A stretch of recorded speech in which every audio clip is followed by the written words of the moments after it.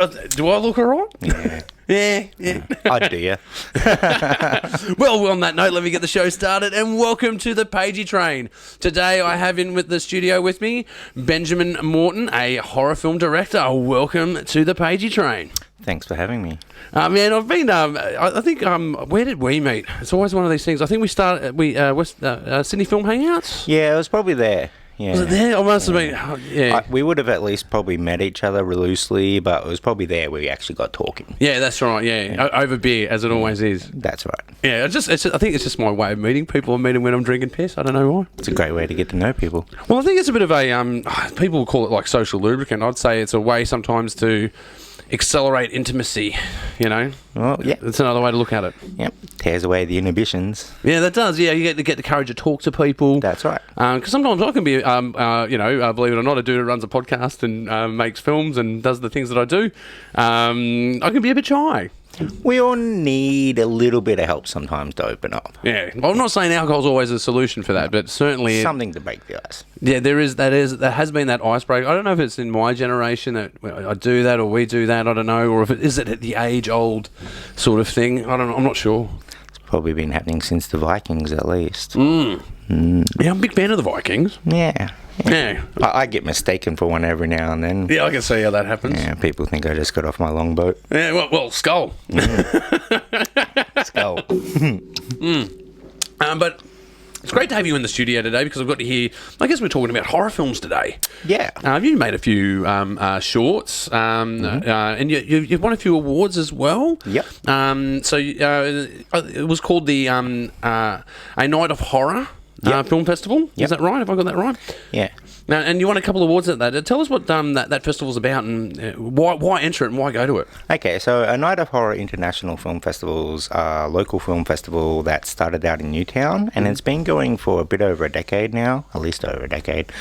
Nearly probably 2 decades, probably. Oh, wow. And it's a really, really great kind of festival with the camaraderie in the community, especially for the fantastic kind of extreme horror and fantasy and all that kind of stuff.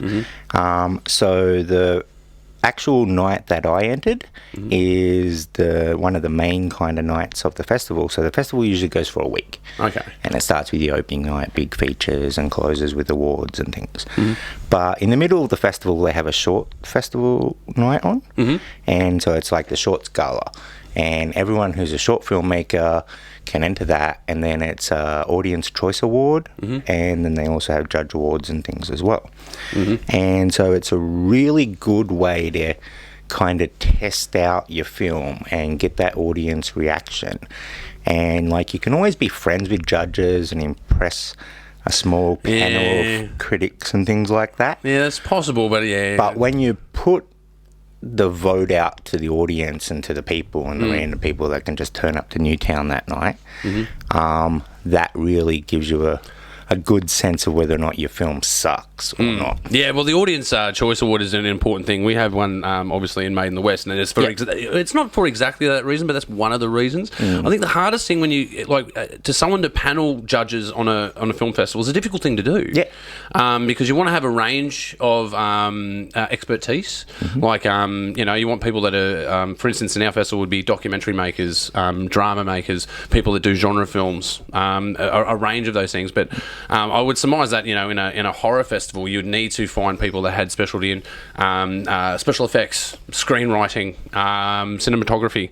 So you still want those elements of expertise in your panel. But we're in such a small community that it's impossible to avoid each other. It's like we're in this pool of people. Yep. Like if chances are you've probably worked with one of your judges before. In most of people that are resubmitters, if you know what I mean. Or at least afterwards, yeah. Yeah, or at least afterwards. Like, and in being a part of that community, I find that there are so many links in the chain, and everyone knows each other in some way. Yes. So it's very difficult to actually have a non-biased judging system, and it's even hard to do because it's an arbitrary process. Because what you like and what I like could be totally different things. That's right. But an Audience Choice Award, that's you're playing it in front of not only your peers but the greater audience, and that's a really good measure. So it's an important award to have at festivals, I think. Yeah.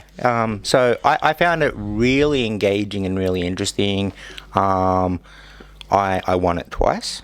Well, the Audience Choice Award? Yeah. Oh man, that's a good feather to have in your cap. Two feathers actually. So after that, I kind of realised, well, I've got a niche now. I must be doing something right, and I must be able to make a scary film or something. And so, so then I've been working on a bunch of different horror projects since then. I started out in special effects makeup actually. Okay. Before getting into film. And so I was a special effects makeup artist for years. In 2003, I worked on the Rugby World Cup opening ceremonies. Oh, yeah? Wow. Yeah. Yeah, And okay. so that was like working on all the makeups and effects and suits and things for that. But I was doing a lot of that kind of work with your mates and do stuff for exposure for free, and especially with makeup, you're paying for your product and you're putting in all these different ideas, and it was really good because I got a lot of experience, and that's one of the best things. So I say work on mates' films for free, not for the exposure, but for the experience and the practice. Totally agree with that. Because Absolutely. that's how you cut your teeth. Yeah. And in this day and age, we make our own exposure. Yeah. Like, why do I need someone else to create the exposure when you're doing it yourself? Like, we have the power of social media at our fingertips. You're already doing it yourself. Why would... And if you're doing shit that stands out, then it's going to stand out anyway. Why would you need someone else to adjudicate that for you? Yeah. You know? So the experience, I really resonate with that. Go and do a film because you want to learn something about yourself and about the process. Yeah, and to just be working and be making films and be making projects. And one day... it'll pay off. Yeah, you get better. Yeah, You get better. Practice makes perfect. And you have to refine. It's a skill and it's a talent, but you also have to refine it, and you have to learn, and you have to experiment. Especially with when you're doing things like special effects and makeup and all that sort of stuff. There's no big recipe book for how to do every special effect and every makeup. And especially in film, you kind of don't want to do... too much of what's already been done. So once one person's done one special effect, everyone's kind of looked at it and been desensitized to it. So a lot of the really interesting, engaging things with the makeup is actually researching and coming up with crazy new ways to kill people and things. And how to be a bit more cutting edge, and how to stay ahead of the curve, if you will. Yeah. So I was doing, like, especially to the old Tropfest film festivals and things, building up to that, we would have 15 to 17 short films that I would be doing. Oh, wow. Sometimes in a month, building up to that, where people are like, oh, we need a makeup artist on this film. I'll do it. Need a makeup artist on this film. I'll do it. Yeah, so you got your name in most of the credits. So I was doing all these different little films and stuff like that. But eventually, so I always wanted to be a writer. So I was always secretly writing away on my own scripts whilst doing the makeup. But eventually I'm like, I was spending... As a makeup artist, you turn up before most of the crew. Just to set up, get your makeup ready and set up and start putting on makeup sometimes. And then you'd sometimes be there as one of the last people packing up at the end of the day. Yeah, absolutely. Yeah. So I would see from beginning to end the entire production. And as a makeup artist, a lot of the time you're just kind of standing off to the side ready to do touch-ups. So you can watch everyone else working. So when everyone actually is making the film, your job's done. So you can actually sit back and watch everyone else work. Yeah, because you're just reactionary from there. Yeah. Yeah. And so I actually learnt a lot of being on set, and kind of was like, oh, I think I can do this myself, and I think I can do it better. So I thought I'd go study film and do horror films myself. Yeah, well, that's a good story, man. Like, I think a lot of us have different pathways to our destination of being a filmmaker, but I think there's a lot of resonance in how some of those pathways come about, and that's about being on set regardless of the role, just as long as you're getting exposed to the process. That's right. And education as well. Yep. Yeah. I'll still be runner, clapper, I'll do any kind of a little role. On one of my friend's shorts recently, he needed a guy to hold the boom pole. And I'm like, yeah, I'll hold the boom pole for you, man. Yeah, I always say that, man. Just because you direct films and write stuff doesn't mean you can't pick up a broom and start sweeping and doing those jobs as well. That you would go, I don't do that anymore. That's right. As a director, it's important that you should be able to do every single person's job. Totally.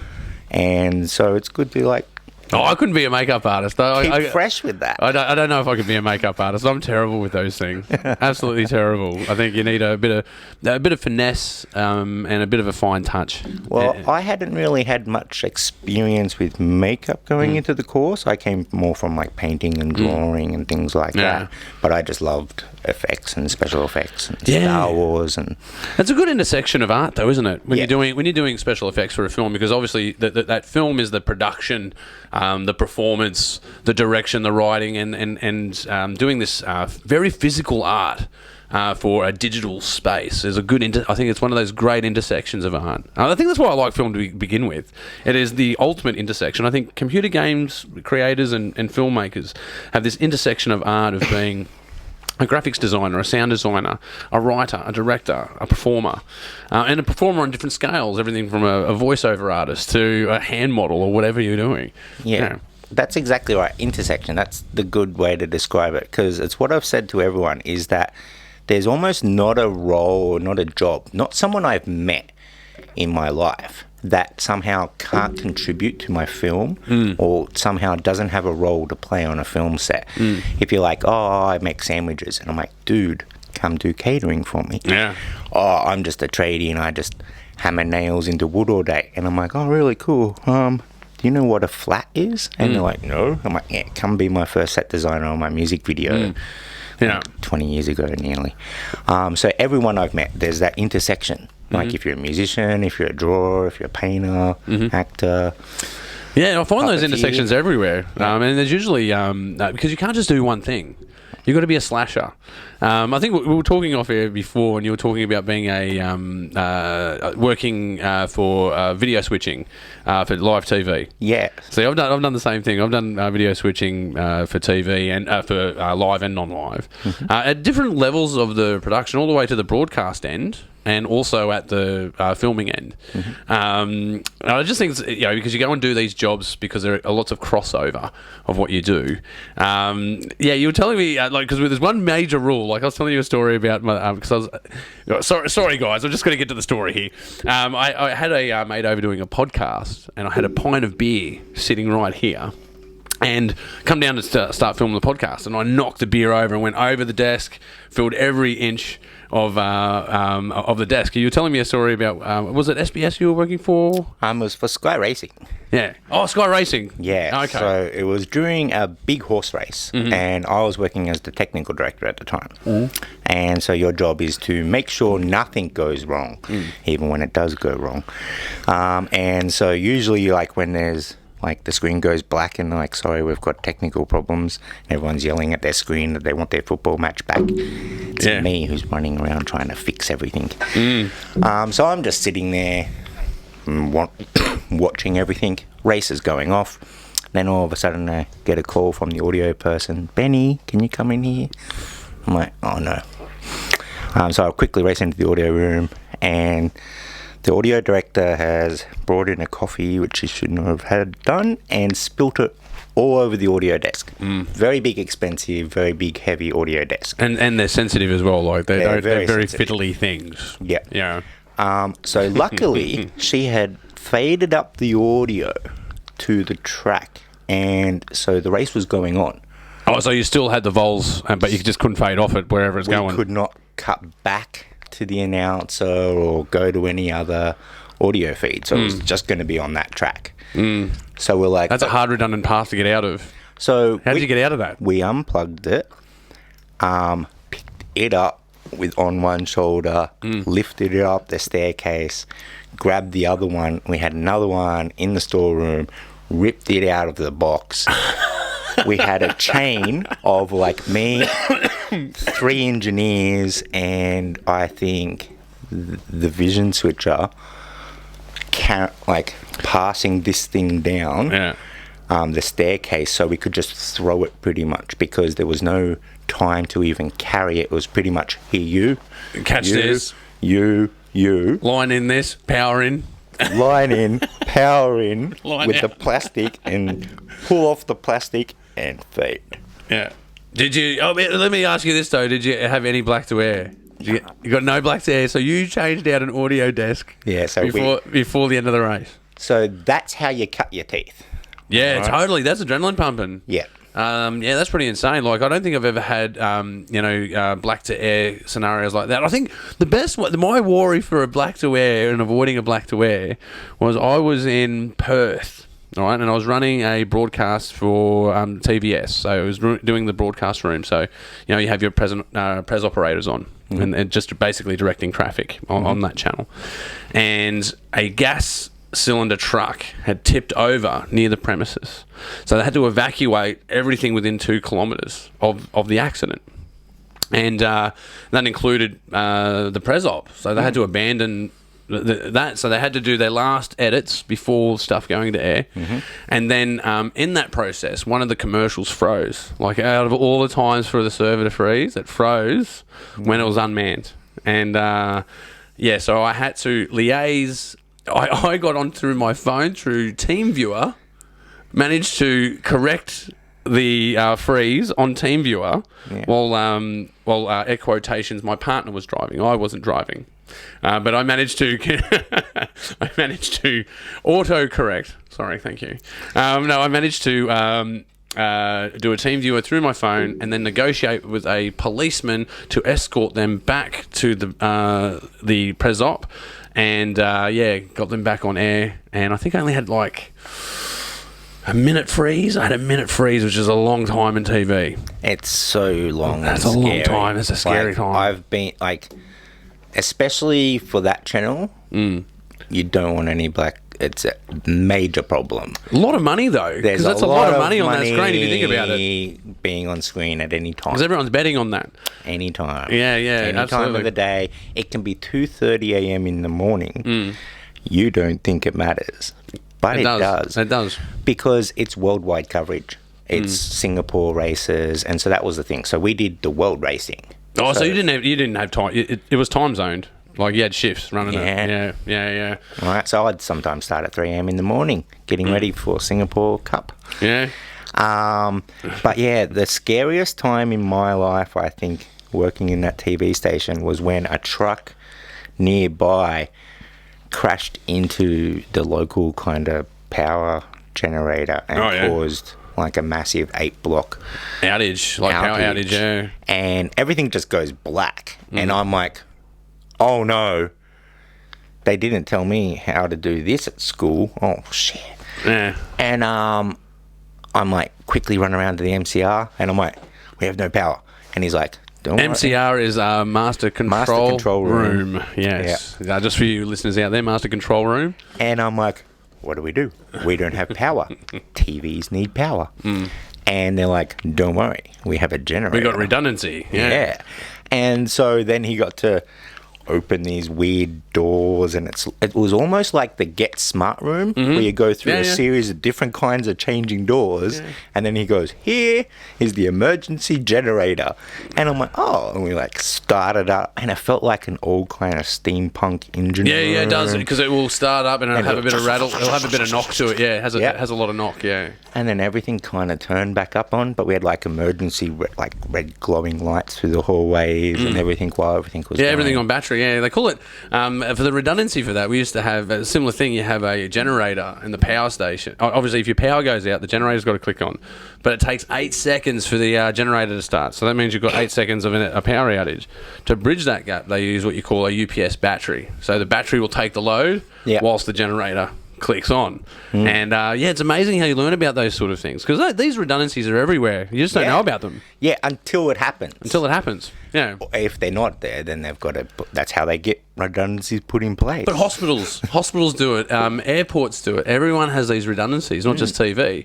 But I was always fascinated by that. I actually another worry of TV while doing broadcast. I had I had the generator running because the power was out, but the Jenny would run for 8 hours. So you got 8 hours hours of power, and I I was again on holidays. It always happens when you're on goddamn holidays. Again, I was on holidays, and I had my Pres-op do a hot engine refuel, so the generator's running, and I had to talk him through how to refuel it while it's running. While it's still running. And because when you do a hot refuel, that's a dangerous job. It is. And it's a scary thing to hand over to someone else and describe to them how to do it on a phone. Yes. So that was a scary process. I'm like, fucking be careful, Rand. Don't like lose the petrol. It has to go into the system. But yeah, no, this is great, man. Having a TV broadcast warriors. I did not expect that on the podcast today. Thought he was going to come in and talk about horror. But let's get back to horror. Still do that. You can still do that. Get back to horror. So what was the you said you won 2 awards for doing a Night of Horror Audience Choice Award. What was the first one you won? So the first Audience Choice Award was for Point of View, for P.O.V. So that's a short film that's recently just got distribution and streaming overseas. So that'll be coming out soon. But it's a film shot entirely from the point of view of the killer. Yeah. So at the time when I made it, I was once again back working at Sky Racing, and I got in a whole bunch of little GoPro cameras, and this was way before they kind of became prosumer tech. Yeah, and so like the Gen 2s or the Gen 1s even. Gen 1s, yeah. And so we could put them on all the jockeys and on the helmets and things like that. And I'm like, it's kind of like a Doom game. Watching the jockey walking through the stables, like the shit that we weren't actually broadcasting. I'm watching them like put the helmet on, and they're just watching the conveyance between the 2 points, around, and they're just picking up things, and I'm like watching his first person point of view, going, that's a good idea. Yeah. This is just like a first person game. I'm like, I did not write my film whilst working at Sky Racing. I just happened to produce it and make it quotations on the weekend. But I think there's a good lesson in that though. If you're doing those jobs, man, and don't get me wrong, like you got to feed the monkey, and you may as well be doing it in a technical job that you are qualified to do. Yep. And that it's in your field of endeavour. But with that said, if you've got some blank moments, I suggest you write a film and write a screenplay and do whatever you got to take. So yeah, you wrote the on weekends wrote the script for Point of View. And what year was that? So it was 2012. 2012. Okay. That we were making that, and so I got myself a GoPro back when everyone was like, "What is that? That's not a camera." I was about to say, it's like a pretty boxy thing. Right? Yeah, and kind of modified it to wear into my own head, and I couldn't trust to have a camera op and direct the camera operator and an actor, so I had to then play the killer. Have the camera on myself and do all the directions and stuff as well to make sure it all fit the same kind of correct vision. Yeah, okay. And so we made it kind of very small, very simple and easy, starring the lovely Jenna Bridge. And big shout out, Jennifer. Yeah. And it scared the pants off people. That's what you want to do. I honestly didn't think it would. You kind of don't know if it'll work. You kind of, this is a horror film, kill some people, it would be fine. But you're really just like throwing around some makeup with your friends, and making a horror film is a bunch of fun, and it's a totally different experience to watching a horror film. If you're a good horror filmmaker, it's a ball of fun to make, and it's a horrible experience to watch. And that's the way it should be. I like that. That's a good way to look at that genre. That's a great way to look at it. So after a horrible torture scene, Jana gets up and puts on Gangnam Style and starts dancing around. And we've got that on footage to show that from her screaming to then her dancing and being funny. So it's just a really interesting experience. But when I went down to Melbourne for Monster Fest, one of the other local horror film festivals, and it was screening down there, a couple of the people from Melbourne came up to me, and that was when I really kind of, maybe I scare people.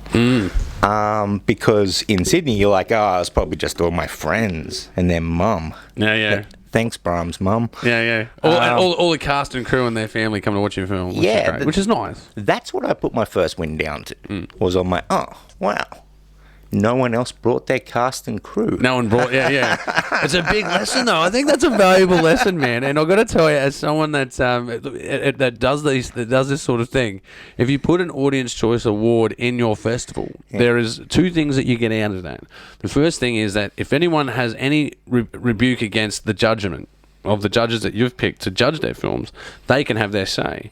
But the other side of it is, any smart filmmaker knows I've got to bring as many people as I can to this event. So it's actually a part of getting bums on seats. And I think that's the secondary thing. The first thing is you want to be able to have transparency and be able to do, you know, because we do. Because anyone who watches films, I'll go, oh man, that film should have won. Right? It's just because their perspective is different. You've got to understand, That's right. we put a lot of effort into what we call the separation of powers. Not even the judges generally don't know each other. We try to keep them separate. They don't have a conversation about the films. They judge them purely on their own. And that's still a difficult process. It is one of the hardest things of running a festival. But, you know, going down to Melbourne and Monster Fest and having people come up to you is a good thing. Yeah, and this one person who I did not know, I think I'd been to Melbourne maybe twice to visit, and this person came up to me at the horror film festival and was like, "You're the person who made Point of View?" And I'm like, yeah. Yes, I am. Sorry.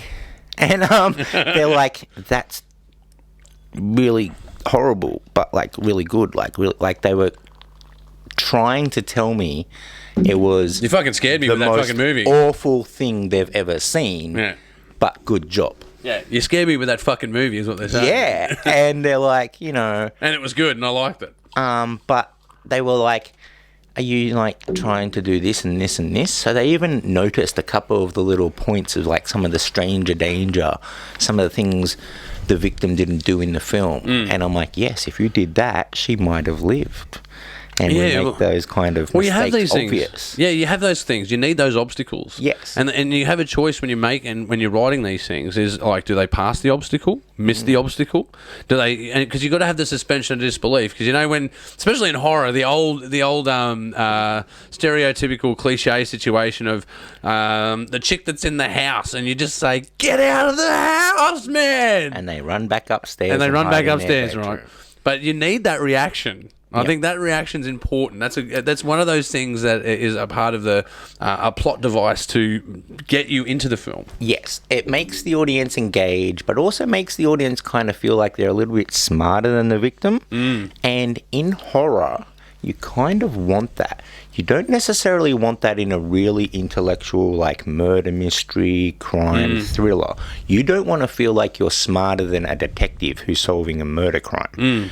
But innocent, a small babysitter who's going to get herself killed by a slasher in a mask, you want to go, yeah, I'm smarter than the last victim of a slasher. Yeah. Because you want to, it's one of the things that in the end makes it okay for all the stuff that you experienced. You were like, oh no, what if there's a guy with a machete and a big mask waiting outside? Yeah. Oh wait, I would run outside. It's all right. Life is fine. I would run outside. Yeah. I would hang up the phone. I would pass on the videotape. One of my favourite games that I play with in this sort of idea with Misty is when we're watching a horror film, you've got to pick who's going to die first. Okay? And anyone who lights up a cigarette, right, in a horror film, you're like, dead man. He's dead man. He's just lit a cigarette. They're going to kill him. Right. Or like you see, you know, people on their first date making out on a couch. You're like, they're dead. It's over. They are totally getting creamed. This is going to be bad. Right.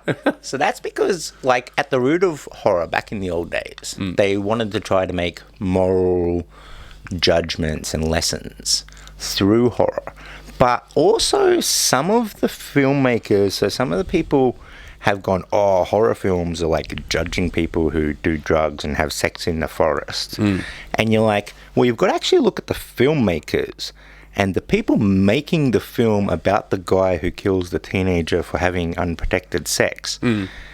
He was doing it as a parody. He was doing it as a satire. Yeah. Because it depends on the filmmakers and what they're actually... And you're talking about hidden fears and consequences of actions. They're talking about all those sorts of things. But what I find truly scary that we can do now with horror, and as the world's become a bit kind of more open and more communicated, is that everything's got fair game now. It's like what Trey Parker on South Park said about being funny, right? And he was like, if one thing is not okay to make fun of, then nothing should be okay to make fun of. If one thing is okay to make fun of, everything should be okay available to make fun of. Yeah, that's a good point, yeah. And that's what I try to think about with my horror films, is I'm like, everybody bleeds, everybody dies, right? Everyone can be stabbed. Yeah, everyone can be a victim, yeah. Everyone can be a victim. So therefore, in horror, everyone is equal.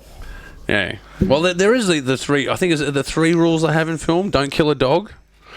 You kill a dog, especially in an opening scene. There's a few films that have done it. They kill a dog straight up. You're like, man, you just want to put people in a foul... Because it does, because all you're thinking about is that poor dog. That's right. Don't kill kids in a film. That's another big no-no. As soon as you start killing innocents. Master Anakin, the younglings. Yeah, that's it. Because then you've got to paint this person to be this really evil person. Like it's a great way to paint them as this person is ruthless. They will not come back, right? But Darth Vader never killed a dog. Right, he killed all the younglings of the Jedi Temple, but he never killed a dog that I saw in any of the Star Wars films. So therefore, he could come back from the brink of damnation. Well, if you go in the comments, guys, find me the films that they've killed the dogs, because there's not many of them out there. I think there's a... Oh, man, it's in my brain. There's a few of them. Yeah, Halloween, they kill the dog. Michael Myers kills dogs. He kills the dogs all the time, yeah. See, because it gets people offside. Terminators kill... Yeah, but you don't ever see the murder of the dog. Oh. You don't see but that's due to, like, depending on the ratings of the film. Yeah, as well, because you start, because then you shorten your market. Yeah. That's a very big point. But I think there are these unwritten rules that are in films that we do abide, but sometimes break. And I think horror is one of those genres that tends to break most of the rules. That's right. I think rules, in a way, are there to be broken, or at least to be tested, because by breaking them and by testing them, we see their worth. When people go, hey, you shouldn't kill a dog. What kind of a person kills a dog? What kind of a monster? What kind of a monster does this? Monster. And you're like, that person just killed 37 people on a bus and then a train and then got an aeroplane. He's killed 147 people in the film franchise so far. You draw the line at the dog. And people are like, that dog is so cute. Yeah. But it's strange how the human mind works, though. It's strange what the zeitgeist is. But sometimes people... They're innocent. Most of the time, those dogs are... Unless you're Cujo. Then you're a bad dog. Yeah. I mean, Cujo used to scare the shit out of me when I was a kid. I must say, like, out of all the scary films that are out there, Cujo was one of the ones that I like, because it really brought it home. A dog can easily chase you and start hunting you down, especially when you're a kid. That's right. When I was a kid, one of my really good friends, we were in the backyard, and it just kind of snapped in him. But we were on the fence, and we were climbing on the fence, and we were playing like army commandos and things, and throwing stuff at each other and pretending to shoot each other and things. And the dog looked at me and just snapped and thought I was an intruder and I was putting my friend in danger, and attacked me and ripped open my back. And it was quite really bad. Oh, wow. Yeah. Yeah, you actually got bitten by a dog. Yeah, and my back was ripped open. Oh, wow. And, it was really bad. But that dog I'd played with, even an hour before and then even after. And just how much they had changed. And, I look at Cujo and I see that scene from that. And it's like, man's best friend. No longer your best friend. Yeah, that's it. Yeah, that's what I mean. These rules have been broken. These lines have been crossed. I actually have to say as well, the promo for Cujo was one of my favourites. Because I like to emulate that movie guy. Yep. Cujo. I just love doing it. He's got a great voice. It's a great voice, man. Because he did all the 80s horrors. I should look up his name. If I had the producer here today, we could look up his name. But there's so many horror films that I think they're one of the. It's another sort of genre that pushes the boundaries, but and breaks the rules, but as well takes some risks. Like I think one of the biggest risks I've heard about in a film was on a horror film. It was the Evil Dead. They had Bruce Campbell. Have I got that right? Bruce Campbell? Mm-hmm. Yeah. Using live ammunition. Wow. Because when you see he shoots the shotgun out the door, right? Yeah. Using live rounds. Like, imagine trying to use live rounds on a film set today. It would be front page news. Well, I'm sure other films have. They just didn't tell you. Yeah, probably. But a lot of that comes from the fact that most of horror is quite indie in their budget range. You don't see too many horror films that are over $150 million in budget. It's like almost the antithesis of the superhero film. Where the superhero film, you're like laughing if you don't have $50 million. You're like, you can't make a superhero film on less than $50 million. Yeah, not in this market the way things are, no way. Yeah. Why a horror film, you're like, I've got $20 worth of blood and 3 friends who are willing to buy new clothes next week. I have a horror film. And you can make it. So I think that's some of the things. Yeah, like there was some injuries in the original Texas Chainsaw Massacre because they were using a real chainsaw, and we now know... See, this is what I'm talking about. Using a real chainsaw in a goddamn movie. Like in Point of View, where I also used the chainsaw, which was both a homage to Texas Chainsaw Massacre, but also the first-person Doom with the chainsaw sequence. Yeah, see, that was see, referencing Doom in that way, like a lot of people that have played that game, whatever year it was, whether it was Doom or what's out now, Doom Eternal. Yeah, right.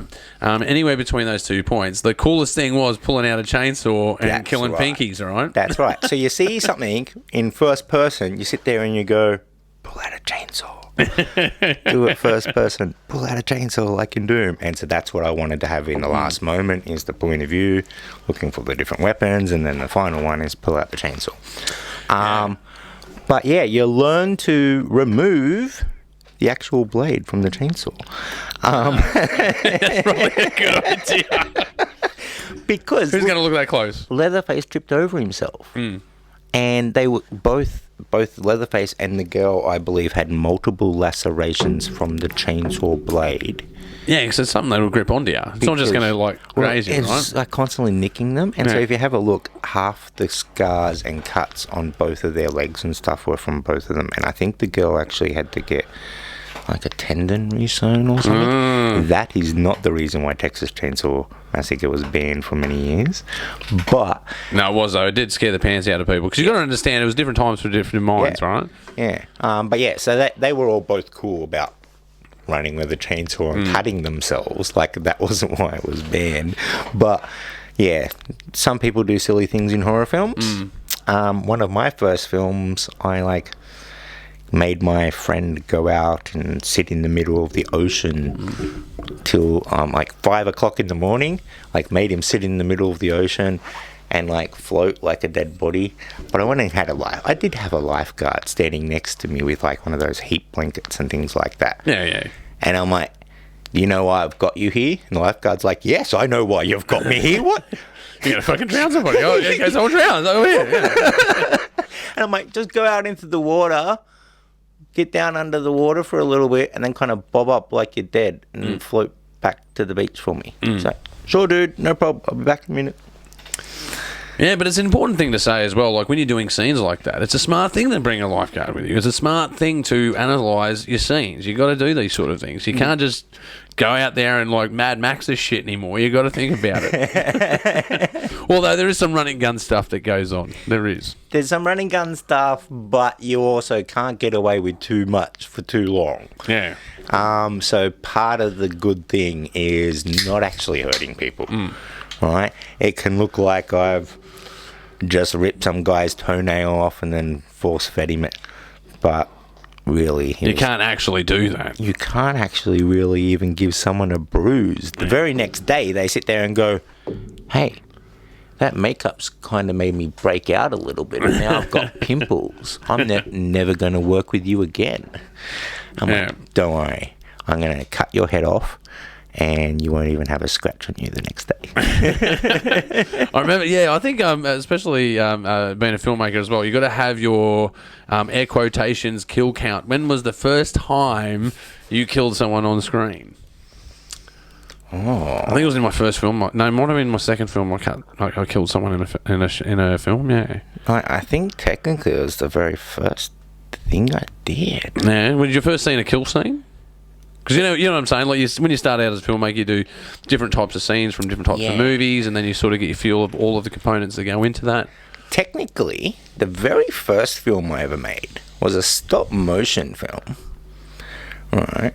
Which was about, like, there was these, like, little kind of recessed snacks you get, and they're like biscuit and some cheese in one section, and you eat the biscuit with the cheese, and you eat them for recess. Oh, yeah. So, snack. Yeah, well, there's different brands. I like the snack. This is brought to you by Les Snack. If only I was getting sponsored by Le Snack. That'd be awesome. Le Snack, if you're out there, contact me. I could use the money. We're also brought to you by Porsche and Lamborghini. And so what I did is I made a little stop motion video. So I was obsessed with, like, Harryhausen and a whole bunch of all the old school special effects masters, and I wanted to learn how to do stop motion and things. And so I actually made a story about a cannibal Le Snack packet eating the other Le Snack packets, like, and opening up the packet and eating them all, and then me opening up the cupboard at the end going, where are all the Le Snacks going? That's where they go. They're so nice. They'll cannibalize themselves. So technically, there was, like, morbidity even in, like, a stop motion film that I made back in, like, as a kid. But yeah, the very first film I made was actually kind of a story about suicide. So it was both made to an Edgar Allan Poe poem. Oh, yeah? But then it was kind of made for suicide awareness. It was during the 48-hour filmmaker competition. Yeah, I remember these competitions, yeah. Newcastle used to run. The Newcastle Shootout.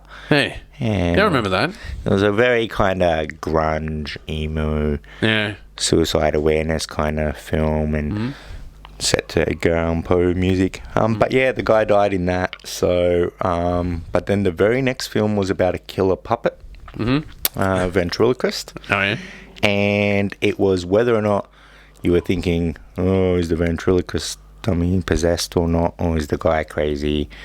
Yeah, okay. It was that typical kind of a short film that I played around with. Yeah, that's pretty cool. And we deliberately left it open-ended. Yeah, I made a film once that I deliberately made confusing. Yep. I deliberately made it confusing. It was called Colonel. If you go out there and watch it, it is in the archives out there. I'm sure, you can stack onto its 400th view if you're that interested. But, yeah, it's a sci-fi about this dude who's three people who's one person. Right. But, like, I know the arc. Like, I knew what the arc was. I know the beginning, the middle, and the end. And then I started populating it with the dialogue, and I thought, I'll just make them talk about all kinds of crazy shit that have no relevance to the story. And then because I did it in such a randomized way, I made it make sense, air quotations. But when you go and look at it, people are like, what did that mean? And then I remember I was lucky enough to screen it like twice on a big screen with an audience in front of it, and you get people talking about, man, that was really deep film. It's really deep. And I'm like, I deliberately did it to confuse people. I just wanted to do a fight scene, and I wanted to use guns in the film. That was my main motivation to making it.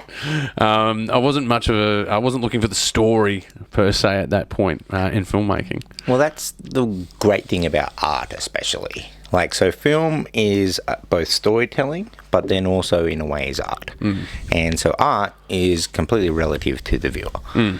And so you can make a film, you can even know not what it's supposed to mean. You're just having a bunch of fun with your friends, and then you can listen to all your people that have watched it and go, really? Oh, yes, no, that's totally what I meant with the film. Yes, I love that effect in the mise-en-scene. Oh, yeah, no, I went along with that. I totally meant to end the film with just like a spinning top. So many layers. I think we're 3 layers down right now. Are we 3 layers in? We must be like 3 layers in. Yeah, we're into the second dream now. We're into the second. Just need to wait for... Was it the jump? They call it the jump or the fall, whatever it was. Was it the fall, something like that? Basically, Leonardo DiCaprio falling into a bath. That's pretty much it. Yeah, we wanted to shoot that, and we figured out a storyline to do it. But your second Audience Choice Award winner from A Night of Horror. Yeah. What was this film? Was this the first horror movie? No, this is Schoolie's Massacre. Schoolie's Massacre. I had a 50-50 on that. I'm looking at my notes, I'm like, it's one of the two. So Schoolie's Massacre was the follow-up to Point of View.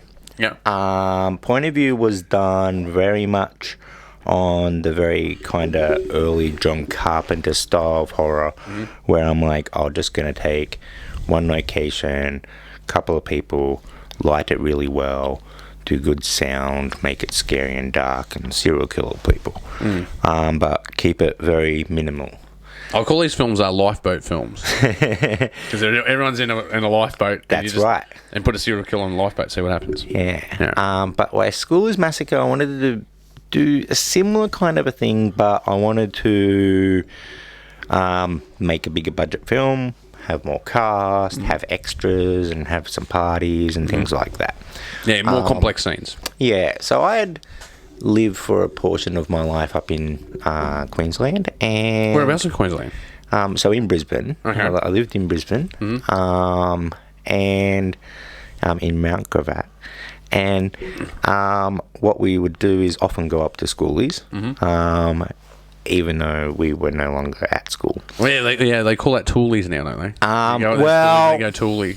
Yeah, sort of. We kind I'm in a of schoolie and a toolie. We would often go up there for all other different things, but yeah, often to just sit there and laugh at the Schoolies people. Yeah, that's entertainment. It is entertaining. So I've actually got some really good memories with my friends sitting there drinking like goon bags, like laughing at these Schoolies guys, like stacking it on the skateboard and shit, and then we'd just get back on the bus. So it was only a bus ride, and it was like $2 on the bus to go up to the beach and hang out during Schoolies week. So most people in Brisbane would go up there. Yeah. I spent a lot of time in Surfers, even during Schoolies, I don't mind it. So I got to know quite a lot of people in Surfers Paradise. I got to know some of the dance groups and bands up there and things like that. I knew people up there, and I could always go back. So I was down in Sydney. I made a horror film, and I'm like sitting there going, When Point of View came out, me and Jenna were at the awards, and we were looking at a poster of Spring Breakers. And we were sitting there, and she goes, if you make a horror film like that, everyone would watch it. And I'm like, I could make a horror film like that. And I'm like, you do know that's a kind of hard-edge film about kind of crime and stuff, is it? And she's like, I don't care, I'll watch it. And I'm like, all right. So I started having a think, and I'm like and so I wanted to kind of make like a lot of my horror films I watch a lot of comedy. And a lot of my horror comes from the whole Shakespearean play between comedy and tragedy being a matter of perspective. So if I get up now from the desk and walk over there and I trip over, you might have a little bit of a chuckle. Yeah, he's just falling over. Yeah, and I might go, oh, fuck, I just hurt my neck. Just snapped my femur. Yeah, exactly. I just broke my neck by falling down that staircase, and he's still laughing. It's a compound fracture. Yeah, so at the core, that's the difference between comedy and tragedy. Is comedy is usually something that's happening to other people that we don't care about or we don't relate to. And tragedy is someone that we've made an emotional connection. Yeah, we connect with it, yeah. And so I'm like, I want to make kind of like a Mean Girls horror film because so many people I know really connected with that film when they were like, me and my friends who were just like that in high school and all that kind of stuff. And I'm like, so Mean Girls is like a quintessentially good film. And they're like, yeah. I'm like, all right, I'll have a look at something like that. And so it was the plot around the idea of the term frenemy. Right? And the idea that you're an enemy, but you're staying a friend. But then what we actually did once we got the project going is we decided to crowdfund it because I was independently funding my own films up till then. So I thought I'd reach out to other people and let the audience fund the film. And I'm like, I'll put out the idea, and if it's rubbish, like most of my ideas, I think they are, no one will fund this film, and I won't have to. That'll be the end of it. And I won't have to do it. I can just stay. Yeah, it's a nice little out that you gave yourself. I can just stay at home. Yeah. I get out of doing this project. Don't have to make the movie, because that's the problem with ideas. You get these ideas in your head, and you're like, oh no, I've got to make this thing. I've got to like put it out into the world. While I'm like, no, with crowdfunding, I tried my best, put it up on the crowdfunding, and no one wanted it. Too bad. Terrible idea. Sadly, everyone funded it, and I had to then go make the film. Yeah. It's an interesting thing. I think it's a paradoxical experience, right? Because you want to make a movie, and while you're making a movie, you're stressed out. You don't want to make. You don't want to make a movie. You're like, I can't wait for this thing to be fucking over. And then you get to the last day of shooting, and you wrap it. And you're like, great. And immediately you go, I need to make another one of these things. Before you even cut the bloody thing, you go, I want to do it again.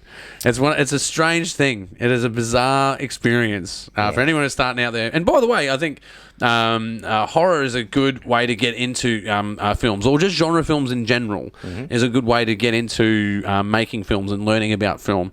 And I think, because we get a lot of entries for horror into Made in the West. Yeah. And I think we get sort of two grades of horror. You get that entry-level film, or you get that film of someone who has a bit of prowess. They have obviously made films before, because you can tell.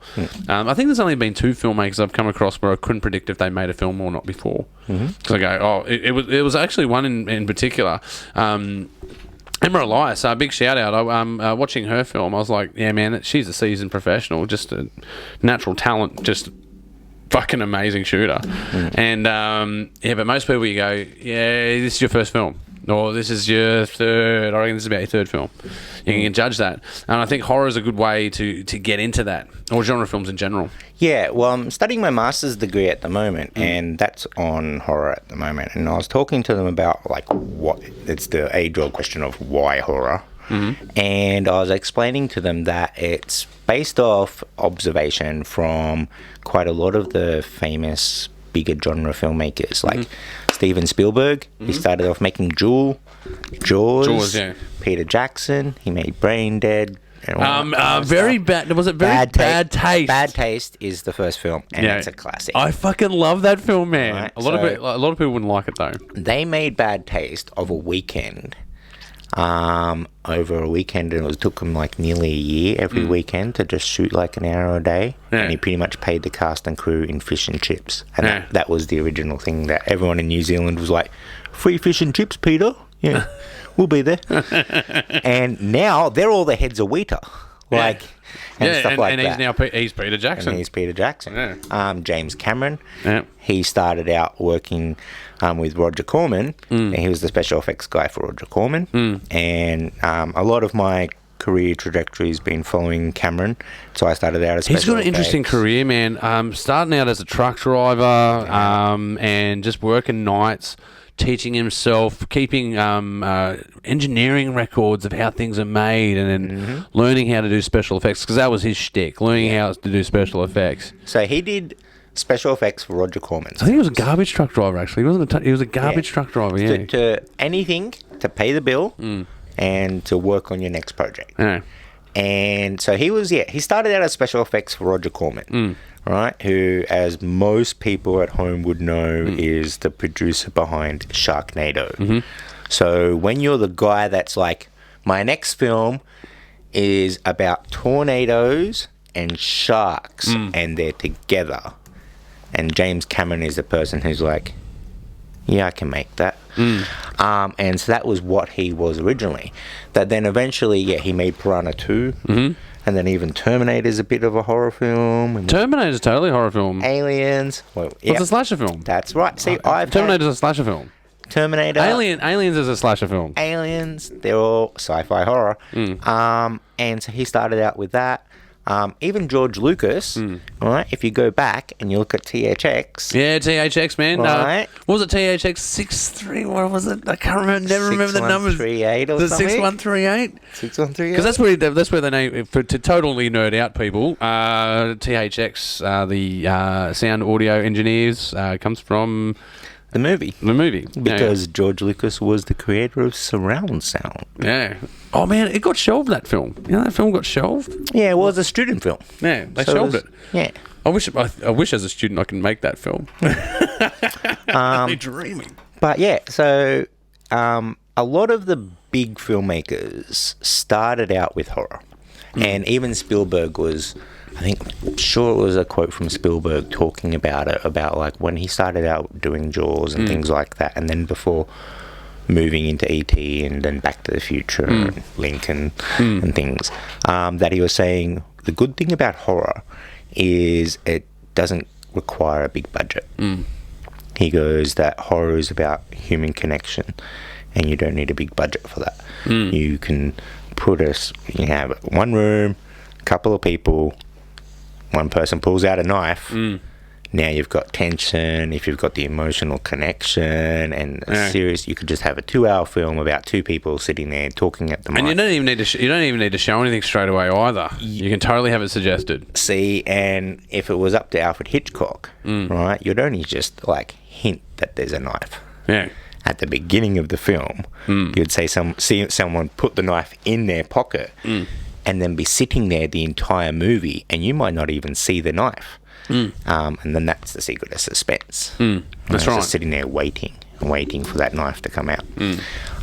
So I'm like, okay, well, because my first film outside of school was a $4,500 Tropfest film called Pirates versus Ninjas, which we hired. Great title. We hired a tall ship. We had martial artists. We had all my friends as pirates, a whole bunch of other friends as ninjas, because it came from the whole pop culture meme, and we were arguing over which one was best. Well, which one are you? What side are you on? Well, see, I You're played a pirate a man pirate. You're a ninja man or a pirate man? But the reason why I had to make the film is I'm like, I can see pros and cons for both. I can see here. pros and cons, but I think I'm more of a ninja man. Yeah, I think I'm more of a ninja man. I was more of a pirate man, see, because they're a bit more of a underhanded scallywag. Yeah, that's right. Yeah, well, I like the stealth and the eliteness of a ninja. Yeah, but then see, maybe a pirate could be stabbed and still come after you. Yeah, with a bit of heart. They do walk around without a leg, without a hand, without an eye. Yeah. As long as they got some rum. Well, maybe if they were a bit more stealth, they would have kept their eye. You know what I mean? That's the thing, but they don't need the stealth when they're as a brute. They're a brute. When they're a brute pirate drunk on rum. Constitution. But I think it was Spielberg even referenced Hitchcock. Like if you look at some of the shot selections in Jaws, he's totally referencing Hitchcock. That's right. You know, and you got to reference the greats. Yeah, we wouldn't have film if it wasn't for Hitchcock, I don't think. Man, what a broad dude. What a broad dude. He even owns a shot that's named after him in a way, the Vertigo Shot. Yep. That all comes from him. That's right. If you don't know what it is, guys, it's when you're tracking away and zooming in, or when you're tracking in and zooming out is a Vertigo Shot. Look it up. I'm not going to explain it further than that. It's really hard to explain. Yeah, pretty much created like editing and especially modern conventions for editing and shot non-linear. Yeah, non-linear editing. Yeah, the non-linear editing process. Yeah. Another really fun topic. Not a lot of people know it about. I love non-linear editing. You can do anything. Yeah. The sky's the limit, man. If you understand the concept. Totally.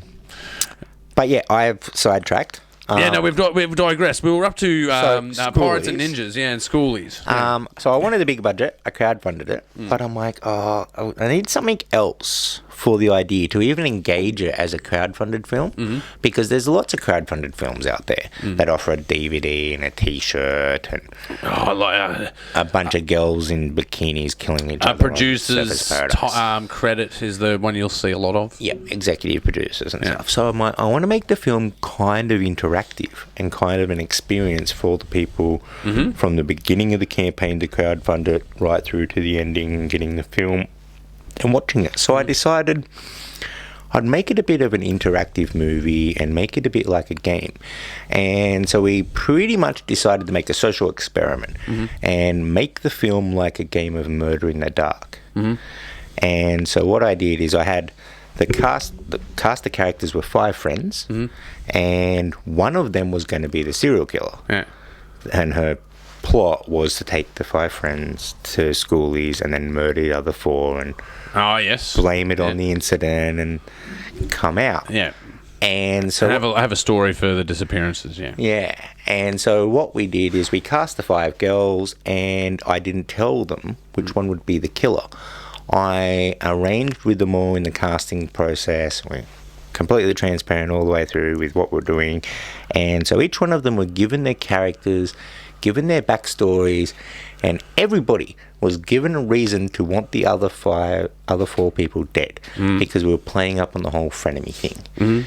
And then what I did is I only gave them the first half of the script. And so it's really only in the first half of the script that you see all the character development, everyone being friends, everyone acting like it was fine. Yeah, all the foundationary stuff, all the nuts and bolts, the scaffolding. Before the person gets killed.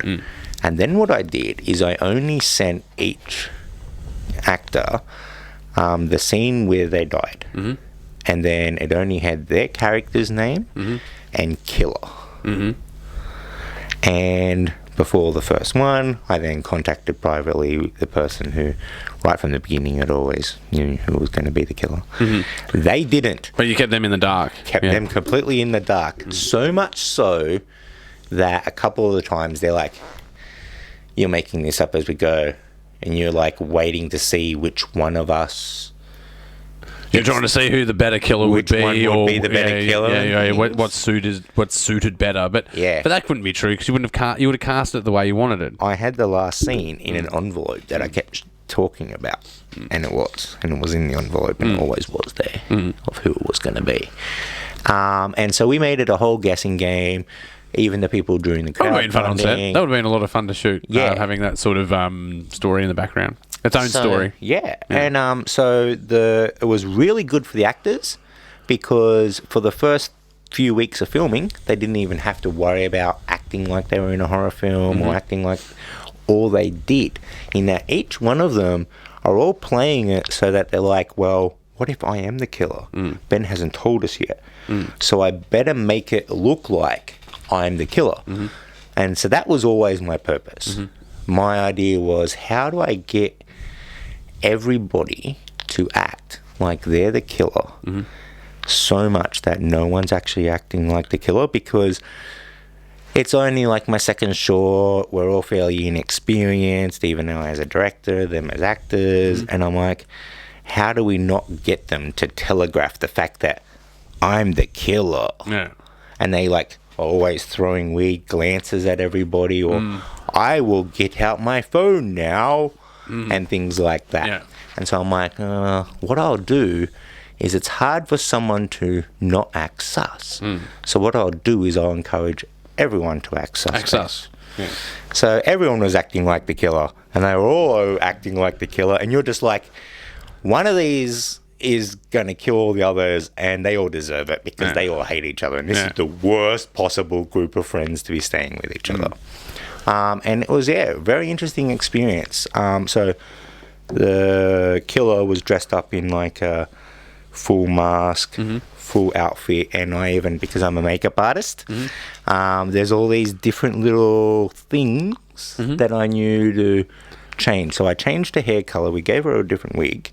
So she's wearing a wig when she's killing people, but she actually changes her foundation color of makeup and puts her foundation on her arms and other parts of her body.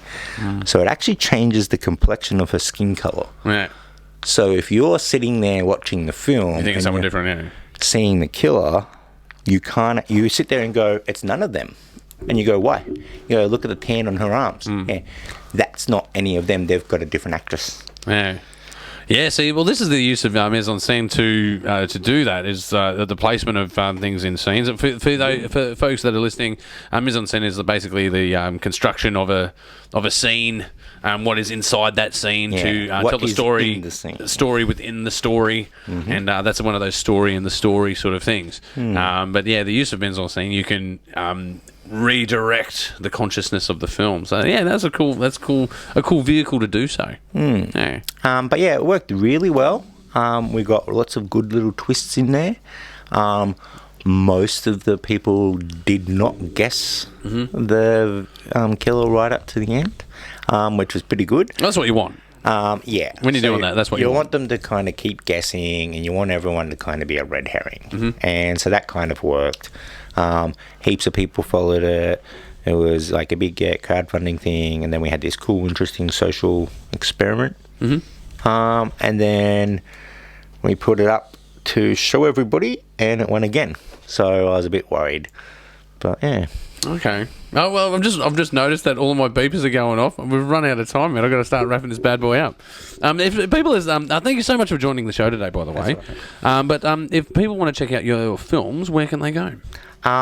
So because some are out and some aren't. Yes. So Point of View is available on the ABCs of Death Omnibus. So that's a collection of short films from around the world, and that's available at Monster Pictures. It will also be available streaming soon on Troma Now, I think I can tell you, which is a streaming service set up by Troma, Lloyd Kaufman, Toxic Avenger. School is Massacre was a limited sale for the crowdfunding and things. But yeah, most of them will be up online. So you get eventually. Eventually. So we'll watch the space. You can buy my films. Yeah. Look, go and check out JB Hi-Fi. Well, go and check it out on JB Hi-Fi, and of course, go and check out Benjamin Morton on IMDb and everywhere else that we can find you online. Okay. And while you're online, don't forget to subscribe to the Pagey Train and go and tick like on Facebook. And, you know, we're coming out of COVID and we're starting to make more films. If you need some Foley done, come and let me know. If you need some promotional work or filming events, come and let me know, and we will work out a deal for you. For you. All right, I can't get enough plugs in there. So once again, thank you so much for joining me, man. Awesome. Thanks for having me, man. All right, that's it. And that's the Pagey Train. All right. Man, it's beeping all over the place. It literally just shut down. Yeah, cool. Oh, no.